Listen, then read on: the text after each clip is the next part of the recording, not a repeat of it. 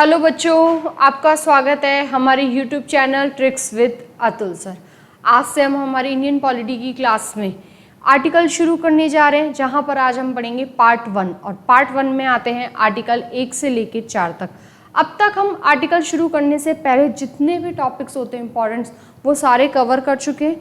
ठीक है, सभी की पीपीटी आपको हमारे टेलीग्राम चैनल पे मिल जाएगी और हर पीपीटी का जो लिंक होगा टेलीग्राम का वो आपको हमारी वीडियो के नीचे मिल जाएगा। आप वहाँ से चेक कर सकते हैं। हमारा टेलीग्राम ज्वाइन करके आपको सारी जितनी भी पीडीएफ है वो सारी की सारी वहाँ मिल जाएंगी और आप उसको फिर हार्ड कॉपी के रूप में निकलवा सकते हो।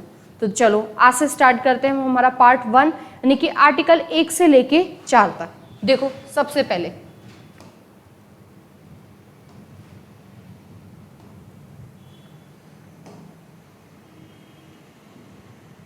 देखो पार्ट 1 में बात कहाँ से कहाँ तक है, आर्टिकल 1 से लेके 4 तक। सबसे पहले तो इसका नाम याद होना चाहिए, यूनियन एंड इट्स टेरिटरी। ठीक है, पार्ट 1 में बिल्कुल सिंपल बात क्या लिखी हुई है, union and it's territory. Article 1 सबसे पहले क्या कहता है, name and the territory of the union, संघ का नाम और उसका राज्य क्षेत्र। संघ यानी कि हमारा भारत, ठीक है, भारत का नाम और उसका राज्य क्षेत्र। तो आर्टिकल 1 देखो, पार्ट 1 की हेडिंग क्या है, यूनियन एंड इट्स टेरिटरी, जबकि आर्टिकल 1 के अंदर क्या बात लिखी हुई है, name and the territory of the union. ठीक है, यानी कि हमारा जो संघ है उसका नाम क्या होगा। अब इसके अंदर 3 आर्टिकल है, 1A, 1B और 1C। तो बिल्कुल एक्यूरेट हमें पढ़ना है कि 1A के अंदर क्या लिखा हुआ है। ठीक है भाई, आर्टिकल 1 में तो सारी बातें हैं, लेकिन 1A में क्या है, 1B में क्या है, 1C में क्या है। तो देखो 1A में क्या लिखा हुआ है, India that is Bharat is a union of state, यानी कि हमारे कॉन्स्टिट्यूशन में हमारे देश के बच्चों 2 ही नाम लिखे हुए हैं। कौन कौन से, इंडिया और भारत, जिसे क्या कहा गया है, यूनियन ऑफ स्टेट। और ये यूनियन ऑफ स्टेट हमने कौन से देश से लिया है बच्चों, कनाडा से लिया है। ठीक है, भारत फेडरल ऑफ स्टेट नहीं है, भारत यूनियन ऑफ स्टेट है। और भारत ने ये चीज कहाँ से ली है, कनाडा से ली है। कनाडा में भी अगर ये चीज पूछी जाए कि कनाडा कब एक डोमिनियन ऑफ कंट्री बना है, तो कब बना है, देखो British north American act, British north American act 1867। ये याद रखना कि कनाडा की भी ये चीज़ है, ये कहाँ लिखी हुई थी कि भाई कनाडा है और 2 हिस्सों को मिलाकर कनाडा को क्या बनाया गया था, एक संप्रभु देश बनाया गया वहाँ पर। तो कौन से एक्ट से बनाया गया था कनाडा में भी, ब्रिटिश नॉर्थ अमेरिकन एक्ट 1867।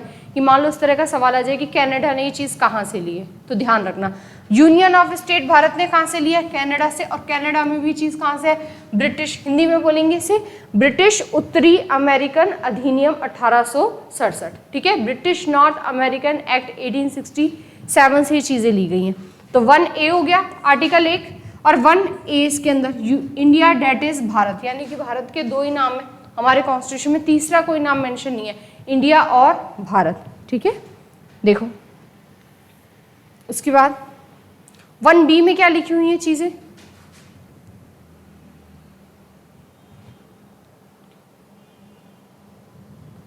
देखो 1B में क्या लिखा हुआ है, तो देखो name of the state and UT in schedule 1, यानी कि हमारी अनुसूची 1 में शेड्यूल 1 में जितने भी राज्यों के नाम है और जितनी भी यूटी है वो कौन से आर्टिकल में बता रखी है, 1, आर्टिकल 1B। और ये कौन सा हो जाएगा, 1C। ठीक है, तो अनुसूची 1 में उल्लेखित जितने भी राज्यों केंद्र शासित प्रदेशों के नाम है, कितने लिखे हुए हैं, 28 राज्य और 8 केंद्र शासित प्रदेश, वो सारे के सारे नाम। देखो 1A में तो क्या है, भारत का नाम है, इंडिया और भारत, जो क्या है यूनियन ऑफ स्टेट है, जो हमने कनाडा से लिया। 1B में क्या है, सारे के सारे 28 राज्य और 8 यूटी, उनके नाम क्या क्या है, ये एग्जैक्ट किस में लिखा हुआ है, 1B में। 1C में क्या आएगा, टेरिटरीज इन इंडिया, भारत का जो क्षेत्र है उसमें क्या क्या शामिल होगा, तो सारे के सारे राज्य और सारे के ये सारे यूटी। और लेकिन कल को भारत किसी नए क्षेत्र पर अपना अधिकार करता है तो एनी टेरिटरी डेट में बी एक्वायर्ड, कोई नया भूमि का क्षेत्र जिसे क्या किया गया हो, अधिग्रहित किया गया हो, यानी कि अपने पास पूर्ण रूप से अपने अधिकार क्षेत्र में ले लिया हो। तो इस तरह का क्षेत्र किसके अंदर शामिल होगा, भारत के राज्य क्षेत्र में, कि सारे के सारे स्टेट होंगे, सारे के सारे यूटी होंगे, लेकिन अगर कल को कोई नया क्षेत्र भारत में शामिल होता है तो उसे भी क्या समझा जाएगा, भारत के राज्य क्षेत्र के अंदर ही शामिल किया जाएगा। तो आर्टिकल 1 से लेके 4 तक क्या है, पार्ट 1, और आर्टिकल 1 में हम क्या पढ़ रहे हैं, नेम एंड टेरिटरीज। ठीक है, तो देखो 1A हो गया, 1B हो गया और 1C। उसके बाद देखो ये चीज समझो कि भारत है उसको यूनियन ऑफ स्टेट कैसे बोला गया, फेडरल ऑफ स्टेट क्यों नहीं बोला गया, समझो इसे। ये चित्र दिखाई दे रहा है आपको, देखो दोनों चित्र में सिर्फ एक ही फर्क है कि यहाँ एरो कहाँ जा रहे, अंदर की तरफ जा रहे, ठीक है, जबकि यहाँ एरो कहाँ है, बाहर की तरफ है, सिर्फ इतना ही फर्क है। देखो ये फेडरल, ये जो चीजें ये कहाँ देखी जाती है, यूएसए। यूएसए में देखो 13 छोटी छोटी बस्तियां थी और वो बस्तियों ने मिलकर क्या करा है, एक सेंटर बनाया, यानी कि वहां राज्यों ने एक समझौता करा, एक एग्रीमेंट करा, उसके बाद क्या बना है, वो राज्य बना है। तो सारे के सारे एरो किस तरफ है, अंदर की तरफ है, यानी कि वहां का जो केंद्र है, वहां का जो फेडरल बना हुआ है वो राज्यों के बीच एक समझौता है, एक एग्रीमेंट है स्टेट के बीच में। जबकि हमने यूनियन ऑफ स्टेट लिया और ये हमने कहां से लिया है बच्चों, कनाडा से लिया। यहाँ एरो देखो, यहाँ पहले केंद्र है उसके बाद राज्य हैं, और सेम ये चीज हमारे कहां देखी जाती है, भारत में देखी जाती है। भारत क्या है, यूनियन ऑफ स्टेट है, यानी कि भारत पहली बात तो किसी भी राज्यों के बीच में समझौते का परिणाम नहीं है। किसी भी स्टेट ने, ऐसा नहीं है कि 16 स्टेट ने एक साथ क्या करा, एग्रीमेंट करा और फिर भारत बना दिया, 28 राज्यों ने एक एग्रीमेंट करा और भारत बना दिया, इस तरह का कुछ भी नहीं है। केंद्र के पास ज्यादा पावर है, सेंटर क्या कर सकता है, स्टेट बना सकता है, एक स्टेट को तोड़ के 2 पार्ट में डिवाइड कर सकता है, बाउंड्री में चेंजेस कर सकता है, बाउंड्री घटा सकता है, बढ़ा सकता है, स्टेट का नाम तक चेंज कर सकता है। ठीक है, तो हमारे यहाँ पर ज्यादा पावरफुल कौन है, सेंटर। और ये चीज सेम कहाँ पर है, कनाडा में, और ये ही इसीलिए भारत ने ये जो यूनियन वाली चीज है वो कहाँ से ली है, कनाडा से। यूनियन ऑफ स्टेट कहाँ से लिया गया है, कनाडा। और कनाडा में भी चीज कहाँ से, ब्रिटिश नॉर्थ अमेरिकन एक्ट 1867। जबकि इस वाले अगर चित्र को देखेंगे तो यहाँ पर सीधा सीधा क्या दिखाई दे रहा है, स्टेट इज मोर पावरफुल। यहाँ राज्यों ने समझौता करा है तब जाके केंद्र बनाया, तो यहाँ पर स्टेट मोर पावरफुल है, जबकि यहाँ पर कौन ज्यादा पावरफुल है, सेंटर। ठीक है, यहाँ सेंटर से राज्य बने हैं, राज्यों से मिलकर सेंटर नहीं बना हुआ है। तो दोनों चित्रों को देखकर अंतर समझ में आया आपको कि यहाँ पर क्या चीज है और यहाँ पर क्या चीज है। तो ये चीज कहाँ होती है बच्चों, कनाडा में होती है, और हमने कहाँ से ले ली, कनाडा से। ठीक है, तो बिल्कुल सिंपल आपको डायग्राम से समझाया गया है कि कौन सी चीजें कैसी हैं। ठीक है, तो रटना नहीं है, हर चीज को समझना है कि फेडरल ऑफ स्टेट क्या है और यूनियन ऑफ स्टेट क्या है। भारत फेडरल ऑफ स्टेट क्यों नहीं है, क्योंकि भारत के राज्यों के बीच में कोई समझौता नहीं हुआ है। भारत का कोई भी राज्य केंद्र से अलग नहीं हो सकता है, सारी शक्तियां केंद्र के पास है। भारत में फेडरलिज्म है, लेकिन भारत का फेडरलिज्म केंद्र की ओर झुका हुआ है, यानी कि हमने ज्यादा शक्तियां किसको दे रखी हैं, केंद्र को दे रखी हैं। ठीक है, इसीलिए भारत को फेडरल ऑफ स्टेट ना बोलकर क्या बोला जाता है, यूनियन ऑफ स्टेट, जो हमने कहाँ से लिया है, कनाडा से। तो अगर आपको ये दोनों पिक्चर समझ में आ रही है तो ये चीज बिल्कुल क्लियर हो जाएगी कि यूनियन ऑफ स्टेट क्या होता है और फेडरल ऑफ स्टेट क्या होता है। ठीक है, तो हमारे कॉन्स्टिट्यूशन में हर जगह क्या लिखा हुआ है, फेडरल शब्द ना लिखकर क्या लिखा हुआ है, यूनियन। ठीक है, देखो फेडरेशन ऑफ स्टेट की जगह हर चीज के स्थान पर हर जगह क्या लिखा हुआ है बच्चों, यूनियन ऑफ स्टेट। और जब डॉक्टर भीमराव अम्बेडकर जी से पूछा गया कि आपने फेडरेशन की जगह, भाई व्यवस्था तो आपकी फेडरल जैसी है, तो आपने हर जगह फेडरेशन की जगह यूनियन क्या लिखा है, तो इस के चक्कर में उन्होंने क्या करें, 2 अपने स्टेटमेंट दिए बिल्कुल क्लियर, बहुत ही आसान भाषा में उन्होंने समझाया है कि Indian union is not the result of any agreement. पहली बात तो जो भारत का संघ बना है वो किसी भी समझौते का परिणाम नहीं है, जैसे कि यूएसए में हुआ है, 13 बस्तियों ने मिलकर जो समझौता किया हुआ। दूसरी बात, state do not have the right to secede from the union. राज्यों को संघ से अलग होने का कोई अधिकार ही नहीं है। अगर हम फेडरल बोलते हैं, हाँ फेडरेशन लिखते हैं यूनियन की जगह कॉन्स्टिट्यूशन में, तो इसका मतलब सीधे सीधे हमारे राज्यों के पास ये पावर आ जाती। वो सोचते कि जो चीज़ अमेरिका में होती है वही भारत में होती है, तो भारत में भी राज्य क्या हो सकते हैं, अलग हो सकते हैं। जैसे अमेरिका में कोई भी राज्य किसी भी वक्त क्या हो सकता है, स्वतंत्र हो सकता है। ठीक है, अपने देश से अलग हो सकता है, क्योंकि वहाँ पर राज्यों ने एक एग्रीमेंट करा हुआ है। जबकि भारत में एग्रीमेंट जैसी कोई चीज़ नहीं है। यहाँ पहले भारत पूरा एक देश बना हुआ है, उसके बाद उसमें राज्य बने हुए हैं। ठीक है, इसके लिए एक अलग टॉपिक है हमारा यूनिफिकेशन ऑफ इंडिया, जहाँ पर हमने देखा था भारत से कैसे, भारत के कभी टुकड़े नहीं हुए, एक राज्य से हमने दूसरा राज्य बना दिया, बाउंड्री चेंज कर दी, नाम चेंज कर दिए, ये सारे काम करें। और ये सारे काम करने की पावर किसके पास होती है? संसद के पास होती है। ठीक है, तो ये चीज समझ में आई आपको कि फेडरल और यूनियन में क्या फर्क है? क्यों डॉक्टर भीमराव अंबेडकर ने हर जगह यूनियन लिखा है, फेडरल नहीं लिखा? क्योंकि उन्होंने पूरा फ्यूचर देखा हुआ है, उनको पता है कि भविष्य में ये बात उठेगी। अगर फेडरेशन लिख दिया तो यहाँ पर राज्यों को अधिकार मिल जाएगा कि वो जब चाहे अमेरिका की तरह क्या हो सकते हैं, अलग अलग हो सकते हैं। ठीक है, तो इसीलिए हमारे पूरे के पूरे कॉन्स्टिट्यूशन में क्या लिखा हुआ है? यूनियन वर्ड का यूज किया हुआ है, याद रखना। ठीक है, बहुत ही सिंपल तरीके से उन्होंने दोनों चीजें स्टेटमेंट देकर समझा रखा है कि इस तरह की व्यवस्था भारत में तो नहीं है। ठीक है, साथ ही उन्होंने ये भी समझाते हुए ये भी बोला कि अगर भारत में शांति काल वाली स्थिति है, ठीक है, मान लो चीजें बिल्कुल नॉर्मल चल रही हैं, तो उस समय बोला भारत फेडरल ही है। ठीक है, केंद्र सरकार अपना काम करेगी, राज्य सरकार अपना काम करेगी, लेकिन जैसे ही भारत में इमरजेंसी आएगी तो सारी की सारी शक्तियां किसके पास चली जाएंगी? केंद्र के पास चली जाएंगी, यानी कि पावर का सेंट्रलाइजेशन हो जाएगा, शक्तियों का केंद्रीयकरण हो जाएगा। इसीलिए हम बोलते हैं कि हमारी सरकार केंद्र की ओर ज्यादा झुकी हुई सरकार है। ठीक है, तो इसीलिए आपातकाल में इमरजेंसी के समय कौन सा हो जाएगा हमारा देश? यूनियन हो जाएगा। अब इसके लिए सीधे सीधे हमें 3 स्टेटमेंट देखने की, सीधा पूछा जाए कि भारत कैसा देश है। ठीक है, तो भारत क्या है? Indivisible union of divisible state. याद करने का तरीका कैसा है? देखो, इन तीनों स्टेटमेंट को ना रटना नहीं है सीधा सीधा, क्योंकि ये तो मैंने 3 ही लिखे हुए हैं यहाँ पर। भाई हम 3 से ये समझ सकते हैं, लेकिन जरूरी थोड़ा चौथा कोई नया शब्द आ जाए, तो चीजों को रटना नहीं है, सीधा इतना समझना है कि भारत में राज्यों के टुकड़े हो सकते हैं, केंद्र के टुकड़े नहीं हो सकते हैं। भारत में संघ, पूरा भारतीय संघ एक अकेला है, उसके अंदर 28 राज्य और 8 केंद्र शासित प्रदेश बने हुए हैं। ये 8 यूटी कल को 10 हो सकते हैं, 28 राज्य कल को 30 राज्य में हो सकते हैं, घट भी सकता है क्षेत्र और बढ़ भी सकता है यहाँ से।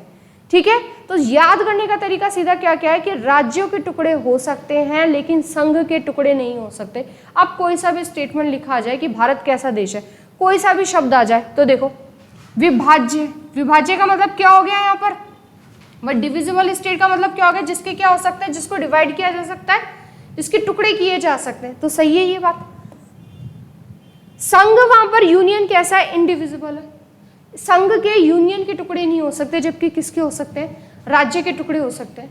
ठीक है, तो देखो सीधा सीधा याद करने का तरीका क्या है यहां से कि हमको यह याद रखना है कि हमारा जो यूनियन है वो कभी भी ब्रेक नहीं हो सकता है, जबकि स्टेट के हम चाहे जितने टुकड़े कर सकते हैं। स्टेट को हम बांट सकते हैं, एक स्टेट से एक हिस्सा लिया, दूसरे स्टेट से दूसरा हिस्सा लिया और एक नया स्टेट भी बना सकते हैं। ठीक है, बाउंड्रीज में कभी भी चेंजेस कर सकते हैं और ये सारी पावर किसके पास है?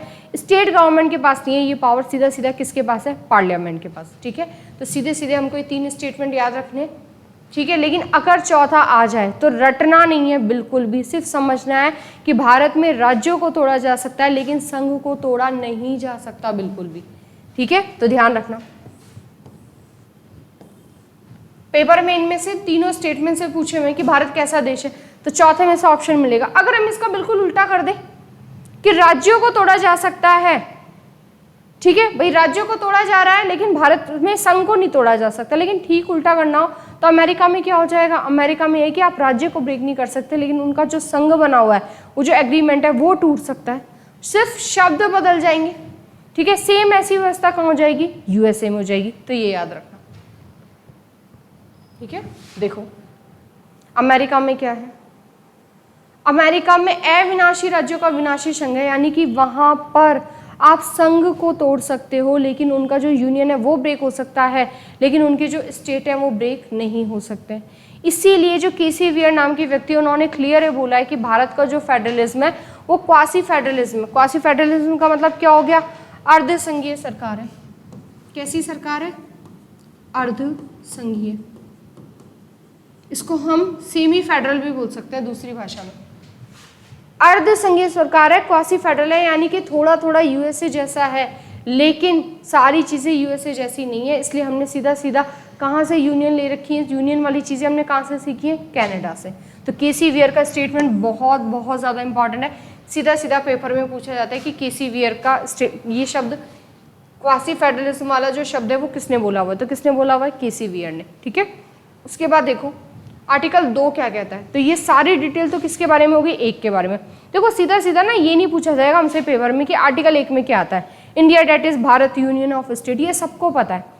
अंदर से सवाल आएगा कि यूनियन ऑफ स्टेट कहाँ से लिया गया है, कनाडा से लिया गया है। कनाडा ने भी कहाँ से है, कनाडा के अंदर भी कनाडा का एक ऑफिशियल डॉक्यूमेंट है, वहां पर ये चीजें लिखी हुई है कनाडा के लिए, तो British north American act 1867। Bharat union of state क्यों है, इसका रीजन भी तो पूछ सकता है, तो इसका रीजन पूरा समझाया मैंने आपको कि यूनियन ऑफ स्टेट क्यों है, फेडरल ऑफ स्टेट क्यों नहीं है।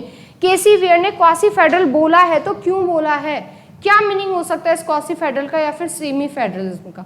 ठीक है, देखो यूएसए वाली चीज देखनी है तो बिल्कुल अपोजिट है भारत जैसी। अब आर्टिकल 2 में चीजें समझो। देखो पहली बात तो पावर किसके पास है, आर्टिकल 2 और 3 के तहत पावर सिर्फ और सिर्फ किसके पास है, पार्लियामेंट के पास है, यानी कि स्टेट का तो कोई रोल नहीं है, जो भी रोल होना है वो किसका होना है, पार्लियामेंट का होना है। अब आर्टिकल 2 और 3 में कैसे याद रखना है, देखो पढ़ो, एडमिशन और इस्टेब्लिशमेंट, ये 2 शब्द याद रखने हैं आपको। तो अगर एडमिशन और इस्टेब्लिशमेंट एक साथ लिखा आ रहा है तो आंसर क्या करना है, आर्टिकल 2। देखो जब हम 3 देखेंगे ना तो वहां हमें लगेगा 2 और 3 में फर्क ही क्या है, दोनों एक जैसे तो हैं लेकिन फिर भी दोनों आर्टिकल में फर्क है। आर्टिकल 2 ये कहता है कि ऐसे हिस्से जो कभी थे तो सही लेकिन भारत का हिस्सा नहीं थे, भाई दुनिया में ऐसे भी तो हिस्से हैं जो भारत के आसपास हैं, जो एग्जिस्ट तो करते थे, अस्तित्व में तो थे, लेकिन वो भारत का हिस्सा नहीं थे पहले से कभी भी। ठीक है, तो अगर उनको हम भारत के संग में मिलाते हैं, भारत में शामिल करते हैं, तो हम कौन से आर्टिकल से शामिल करेंगे, आर्टिकल 2। इसका सबसे बड़ा एग्जाम्पल है गोवा, सिक्किम, दादर नागर हवेली, दमन दीव, पुडुचेरी, कराईकल, माहे, यनम, ये सारी चीजें सीधा सीधा किसका एग्जाम्पल है, आर्टिकल 2 का। कि हम संसद क्या कर सकती है बच्चों, विधि बनाकर यानी कि कानून बनाकर नए राज्य का जो क्षेत्र है उसको भारतीय संघ में पहली बात तो प्रवेश दिला सकती है, यानी कि शामिल कर सकती है। ठीक है, क्या कर सकती है, शामिल कर सकती है। उसके बाद क्या कर सकती है, चाहे तो भारत की मर्जी है स्टेट बना दे और चाहे भारत की मर्जी है उसे क्या बना दे, यूटी बना दे। उसके बाद चाहे तो उसे क्या बना दे, स्टेट बना दे। भाई सबसे पहले तो भारत में क्या कर ले, मिला ले। उसके बाद भारत की मर्जी है कि उस मिलाए हुए हिस्से को क्या करना है, भारत में राज्य बना के रखना है या भारत में यूटी बना के रखना है। तो आर्टिकल 2 को याद करने का सबसे अच्छा तरीका है कि सीधा सीधा याद रखना है, एडमिशन और एस्टेब्लिशमेंट अगर शब्द लिखा हुआ दिख जाए तो आपको क्या आंसर करना है, आर्टिकल 2। गोवा, सिक्किम, दादर नागर हवेली, दमन दीव, पुडुचेरी, ये सीधे सीधे किसके एग्जाम्पल है, आर्टिकल 2 के, क्योंकि ये कभी भी भाई थे तो सही लेकिन भारत का हिस्सा नहीं थे। भारत में तो पहली बार जुड़ रहे, भारत का तो पहली बार हिस्सा बन रहा है। उसके बाद हमने गोवा को स्टेट बना दिया, ठीक है, दादर नागर दमन दीव को हमने यूटी बना दिया। तो ये तो हम पे डिपेंड करता है और ये बनाने की पावर सारी की सारी है किसके पास, पार्लियामेंट के पास है। तो याद रखना, ठीक है। तो आर्टिकल 2 की बात समझ में आई है आपको। आर्टिकल 2 को कैसे याद रखना है, अगर हिंदी में याद रखना है तो संघ में प्रवेश और शामिल शब्द याद रखना। अब आर्टिकल 3 देखो, आर्टिकल 3 क्या कहता है, formation of a new state लिखा आ जाए। ठीक है, आप क्या कर रहे हो, किसी राज्य में से किसका राज्य क्षेत्र अलग करके क्या कर रहे हो, किसी नए राज्य का निर्माण कर रहे हो। वहां पर हम नए राज्य का प्रवेश करा रहे थे, यानी कि पहली बार वो भारत में शामिल हो रहा है। ये वो हिस्से हैं जो पहले से भारत में थे, सिर्फ क्या करा है, उनकी बाउंड्रीज चेंजेस करी गई हैं। वह उत्तराखंड को यूपी से अलग करा है, तो उत्तराखंड पहले से क्या है, यूपी का पहले से भारत का हिस्सा है, अचानक से कहीं नया ऐसा तो हिस्सा नहीं आया। सिक्किम पहले से भारत का हिस्सा नहीं था, सिक्किम को बिल्कुल न्यू एडमिशन की तरह हमने भारत में एंटर किया है। ठीक है, तो देखो 2 के एग्जाम्पल कौन कौन से हुए, गोवा, सिक्किम, पुडुचेरी।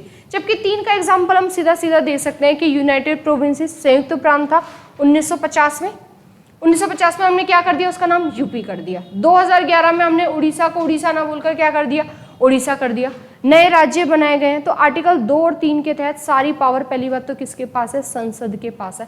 और इन दोनों आर्टिकल को आप देख के पता लगा सकते हो कि भारत में फेडरलिज्म तो है लेकिन सरकार किसकी तरफ झुकी हुई है, केंद्र की ओर झुकी हुई है। ठीक है, तो अगर आपको 2 के एग्जाम्पल याद रखने हैं तो सबसे पहले याद रखना 10th अमेंडमेंट, ठीक है, 1961, दादर नागर याद रखना। दादर नागर को हमने क्या कर लिया था, तब भारत का हिस्सा बना लिया था। 12th अमेंडमेंट याद रख सकते हो 1962। 14 अमेंडमेंट याद रखना है, सीधा सीधा कब हो रहा है, 1962। 12 से तो हमने क्या करा था बच्चों, दमन दीव याद रखना, दमन दीव। 14 में क्या याद रखना है, पुडुचेरी, पुडुचेरी हो गया, माहे हो गया, कराईकल हो गया, ठीक है, माहे हो गया, यनम हो गया। इन सबको क्या करा था हमने, आज़ाद करा लिया था भाई। आज़ाद तो हमने 1954 में ही हो गए थे ये सारी चीज़ें आज़ाद, ठीक है। भारत का हिस्सा हमने कब बनाया, 14 अमेंडमेंट 1962 से। और क्या क्या एग्जाम्पल, ये सारे एग्जाम्पल मैं आपको किसको दे रही हूँ, आर्टिकल 2 के हैं ये सारे एग्जाम्पल। आर्टिकल 2 में और क्या क्या याद रखोगे, 36 अमेंडमेंट 1975।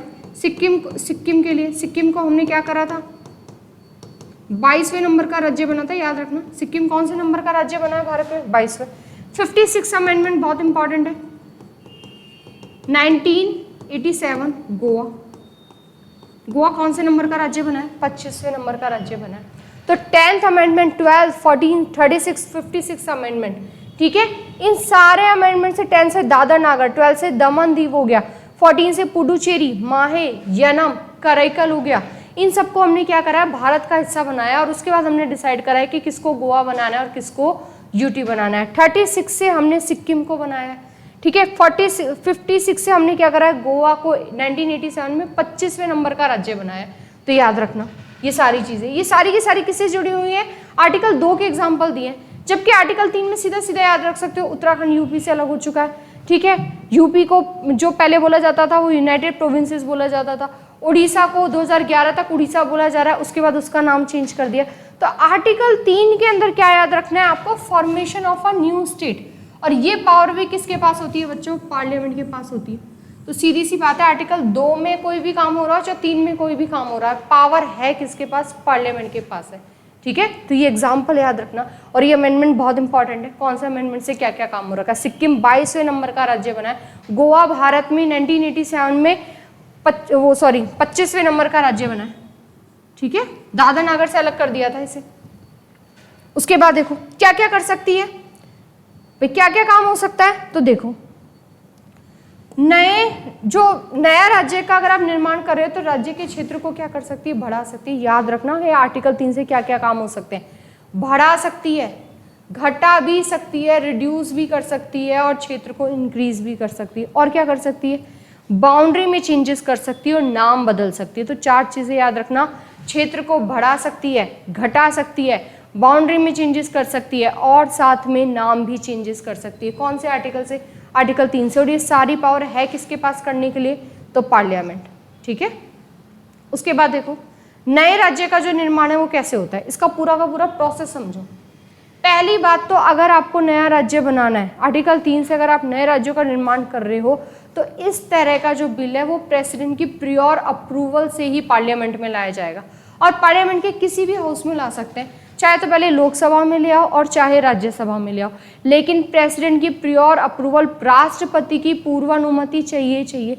और ऐसे बिल को, ऐसे विधेयक को राष्ट्रपति पुनर्विचार के लिए बाद में नहीं लौटा सकता है, क्योंकि उसने पहले ही क्या दे दी, अपनी पूर्वानुमति दे दी है, ठीक है। तो याद रखना कि the bill for formation of new state is introduced with prior approval of president, either house of parliament. संसद के किसी भी सदन में लाया जा सकता है, लोकसभा और राज्यसभा में ही। फिक्स नहीं है कि पहले लोकसभा में लाओगे या पहले राज्यसभा में लाओगे, चाहे लोकसभा में पहले ले आओ चाहे राज्यसभा में पहले ले आओ, लेकिन किसकी प्रियोर अप्रूवल से, किसकी पूर्वानुमति से, राष्ट्रपति की पूर्वानुमति से, ठीक है। अब आ गया हाउस में भाई, चाहे लोकसभा में ले आओ चाहे राज्यसभा में। उसके बाद अब नए राज्य से जो संबंधित बिल होगा, ठीक है, ऐसे में उसको क्या किया जाएगा, उस स्टेट लेजिस्लेचर यानी कि उस संबंधित विधानमंडल के पास भेजा जाएगा। भाई उसकी भी तो राय जाना जरूरी है। हालांकि वो अपनी राय, एक उसके लिए निश्चित जो है टाइम फिक्स किया जाता है कि आपको इतने दिन के अंदर बताना है कि आपकी राय क्या है। हालांकि वो जो राय देता है वो इतना मैटर नहीं करता है, ठीक है। राज्य विधानमंडल का जो मत होता है उसको, उस पर जो है वो पार्लियामेंट का कोई फर्क नहीं पड़ता। पार्लियामेंट को अगर नया राज्य बनाना है तो फिर पार्लियामेंट नया राज्य बना देती है, अगर वो एक बार संसद में इस तरह का बिल पहुंच चुका है। लेकिन फिर भी राष्ट्रपति एक बार वो जो संबंधित स्टेट लेजिस्लेचर है जो उससे रिलेट कर रही है उसके पास मत जानने के लिए पूछता है, ठीक है। उसको एक्सेप्ट करना और एक्सेप्ट नहीं करना ये किस पे डिपेंड करता है, बाद में प्रेसिडेंट और पार्लियामेंट पे डिपेंड करता है, ठीक है। तो याद रखना, president send the motion for creating new state to the concern state legislature.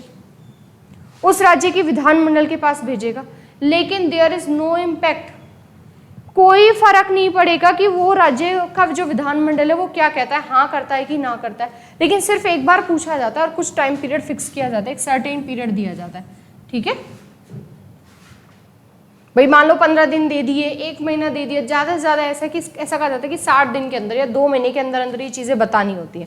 ठीक है, उसके बाद देखो पार्लियामेंट क्या करेगी, दोनों हाउस द्वारा ऐसे बिल को सिंपल मेजॉरिटी से पास कर देगी, यानी कि स्पेशल मेजॉरिटी का यूज़ नहीं हो रहा है, यानी कि साधारण बहुमत, इस सिंपल मेजॉरिटी का यूज़ हो रहा है, स्पेशल मेजॉरिटी का यूज़ नहीं हो रहा है। तो सीधा याद रखना है कि अगर 3 से नया राज्य बन रहा है तो इस तरह की जो चीज़ें होंगी वो कौन सी मेजॉरिटी से होंगी, सिंपल मेजॉरिटी से।